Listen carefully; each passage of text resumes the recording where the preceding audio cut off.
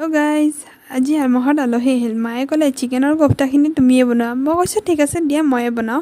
চ' চিকেনখিনি মই ভালদৰে ক্লিন কৰি লৈ তাতে হালধি গুড়ি, কাশ্মীৰী জলকীয়া গুড়ি, জিৰা গুড়ি, ধনিয়া গুড়ি, জালুকৰ গুড়ি, সোৱাদ অনুসৰি নিমখ, আদা নহৰু পেষ্ট দি আৰু তাতে অলপমান দৈ দি কেঁচা পিঁয়াজ দি চিকেনখিনি ভালদৰে আধা ঘণ্টাৰ কাৰণে মেৰিনেট কৰি থৈ দিলোঁ।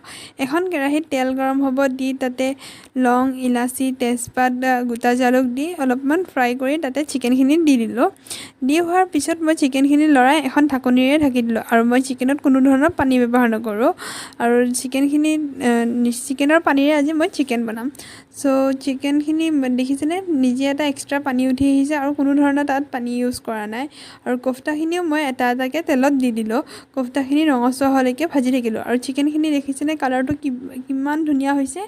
ফাইনেলি মোৰ কোফ্তাও ৰেডি হৈ গ'ল, চিকেন কাৰী ৰেডি হৈ গ'ল।